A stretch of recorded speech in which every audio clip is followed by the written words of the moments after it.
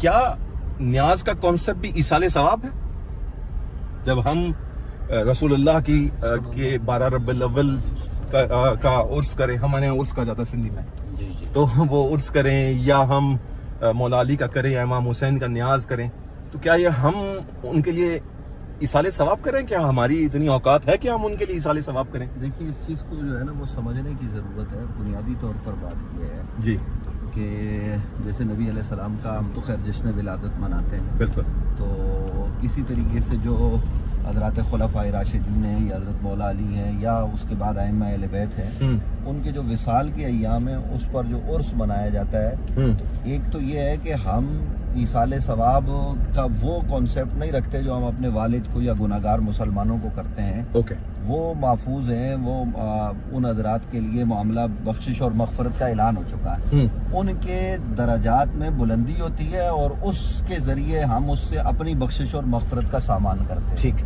Concept ہمارا بنیادی طور پر یہ ٹھیک. فائن پائن جو پی جی، جیسے کہ آیت ہے نا، ان اللہ و ملائکتہ یصلون علی النبی یا ایھا الذین آمنوا صلوا علیہ وسلموا تسلیما. تو یہاں سوال ہوتا ہے کہ جب ہم ان کے لیے درود بھیجتے ہیں تو کیا ان کے مراتب و منازل اور جو پروردگار عالم کی طرف سے فیوضات ہیں ان کے محتاج ہیں وہ، یا ان کے اضافے کے لیے کرتے ہیں؟ تو اس کا ایک جواب، حالانکہ ان کے تو درجات مسلسل بڑھ ہی رہے نا، خداوند متعال کی بارگاہ میں ان کا قرب بڑھ ہی رہا ہے، ہر زاویے سے بڑھ رہا ہے.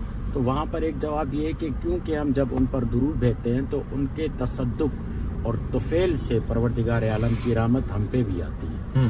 تو جب ہم اپنی محبت کا اظہار کرتے ہیں، یہ نذرانہ پیش کرتے ہیں ان کی بارگاہ میں، تو وہ بالآخر ہماری طرف سے جو ان کے دل کو خوشی ملتی ہے، جو ان کو ٹھنڈک ملتی ہے، جو ان کو یہ تسلی ملتی ہے کہ یہ ہمیں یاد کر رہے ہیں، تو ان کی محبت اور تسلی اور ٹھنڈک ہمارے توفیقات میں اضافے کا سبب بن جاتا ہے.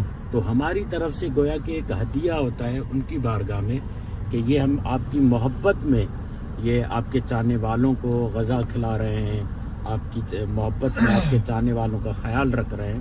جیسے کہ رسول خدا کا فرمان ہے کہ اگر کوئی مسلمان اٹھتا ہے اور کسی مسلم کا خیال اور مسلم کی فکر نہیں تو دائرہ اسلام سے خارج ہو جاتا ہے. تو اسی زاویے کے تحت کچھ ہی دنوں کے لیے، کیونکہ ان کے دن ہیں، تو ہم ان کے دنوں میں آپ کے اور ان کے پیروکاروں کو یاد رکھ کے یہ انہیں گویا کہ پیغام دینا چاہتے ہیں کہ ہم آپ کے پیغام کو نہیں بھولیں. تو یہ ایک بنیادی کانسیپٹ ہے اس میں. تو اب اس میں مختلف لیئرز ہو سکتی ہیں، مختلف زاویے ہو سکتے ہیں. مثلا اگر کوئی یہ کہتا ہے کہ میں ایصال ثواب کر رہا ہوں، تو ایصال ثواب کا مطلب یہ نہیں ہے کہ وہ محتاج ہیں اس لیے یہ ایصال کر رہا ہے. یہ ایصال کر رہا ہے اس لیے تاکہ ان کے ذریعے مجھ تک یہ ثواب پہنچے، مجھ تک یہ فائدہ پہنچے. جیسے پانی جڑ کو دیا جاتا ہے مگر اس کا اثر جو ہے پتوں کو اور میووں کو ملتا ہے. بے عینی اسی کانسیپٹ کے ساتھ جو ہے یہ اعمال انجام دیے جاتے ہیں.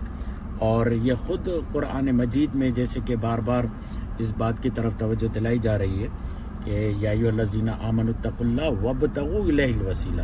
بہت اچھا جملہ آپ نے اس کو کہا کہ یہ تمام ذرائع جو ہیں وہ وسائل اور وسائط کے عنوان سے ہیں. اور وسائل و وسائط کا مطلب یہ کہ یہ مستقل خود اپنی طرف سے نہیں کرتے، بلکہ خداوند متعال کی طرف سے جو انہیں فیض ملتا ہے وہ فیض ان کے ذریعے سے ہم تک آتا ہے. یہ ہے معاملہ. آپ بھی بتا دیں ایصال ثواب کے حساب سے، ایصال ثواب کے پوچھ رہا ہوں آپ سے مخصوص. میں جو مفتی نوید صاحب نے جو باتیں فرمائی ہیں، اہل سنت والجماعت کے نزدیک یہی چیز اصل ہے کہ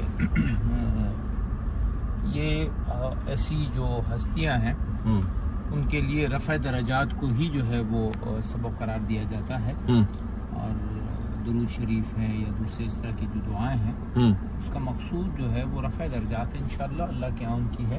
باقی جو کہ مغفرت کے الفاظ تو اللہ نے اپنے تبارک و تعالیٰ نے اپنے حبیب صلی اللہ علیہ وآلہ وسلم کے لیے بھی ذکر کیا ہے. تو مغفرت کو اس معنی میں کہ وہاں بھی مغفرت اگر گناہ نہیں ہے تو رفع درجات نہیں. ویسے عمومی جو مغفرت کے معنی لیے جاتے ہیں وہ یہ لی جاتی ہے گناہ کیا اس کو معاف کیجیے. ویسے غفرہ کے معنی ہے ڈھانپنے کے. جی. تو ڈھانپنے کا مطلب اللہ اپنی رحمت سے انہیں ڈھانپ دیتا ہے.